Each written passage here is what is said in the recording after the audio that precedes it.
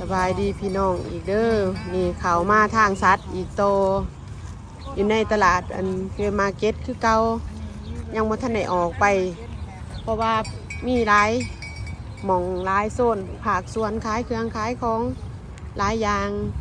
กับเมนตูนผ่านมาบัดนี้ก็สิพามาเบิ่งซัดบัดนี้โอ้มันมาเขาเสียของกินมาหายกินนะฮะ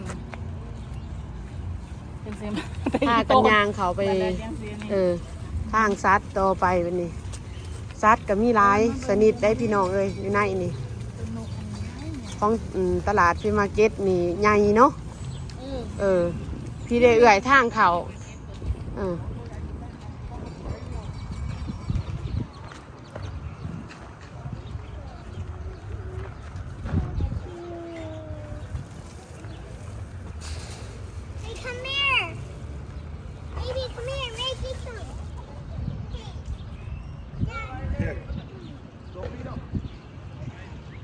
เขาเอาอาหารให้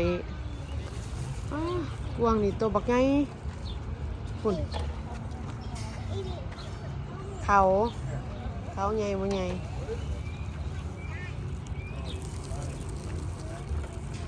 เขาแห้งเติบได้เนาะเขาจริงยาวปานนี้หลายปีเลยแหละค่อยว่าเนาะเบิ่งลักษณะเพิ่นเขา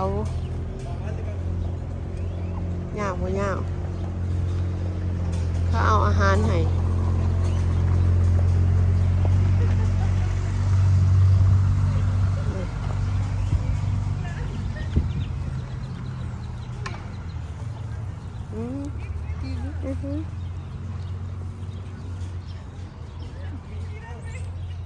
อันนี้เป็นนกใหญ่นกกระจอกเทศเป็นบ่พี่น้อง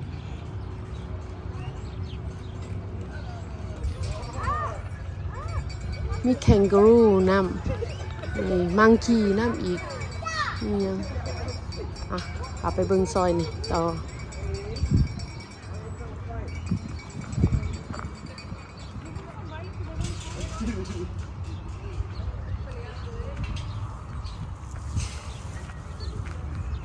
นกอีหยังนี่เอ้ยฮะนกหยังนี่ตัวใหญ่ขนาดเลย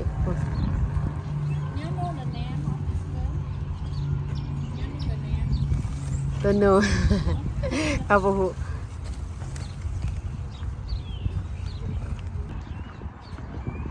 ตัวแคนการูอยู่พุ่น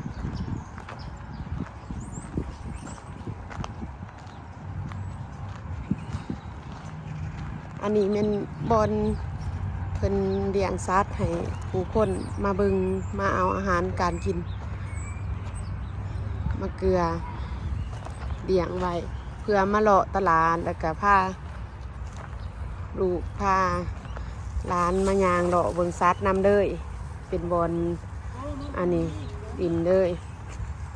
นี่เป็นตัวนูทงตัวแคนการูนี่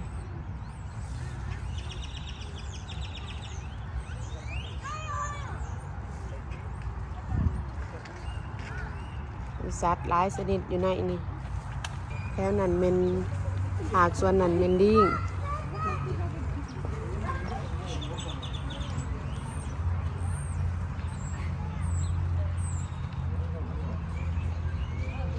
โอ้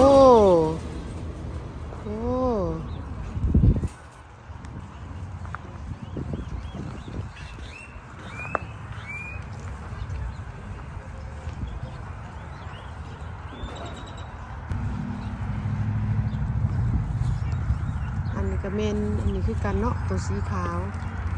เมนตัวนูทงกันแล้ว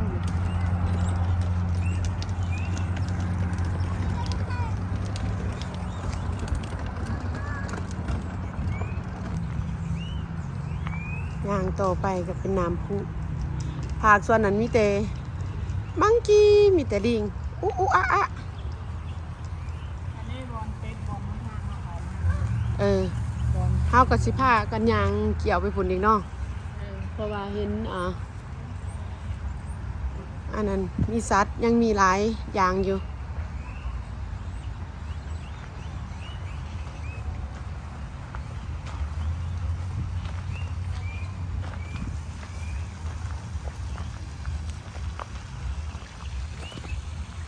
นางดอกส้มวิวไปน้ำกัน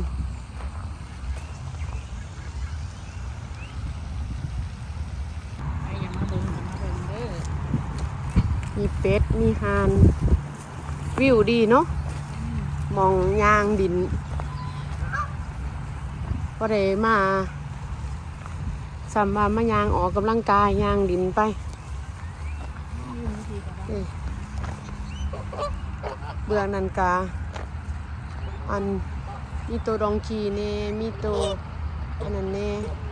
ตัวกวางตัวมาหน่อยตัวดองกีอันเนี้ยนี่เป็นตัวกวางเบิดบอลอีกเลยมาเบิ่งไกลๆพี่เนาะ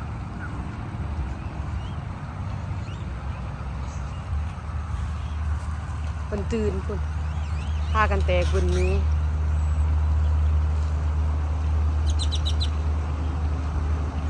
จะได้หรือ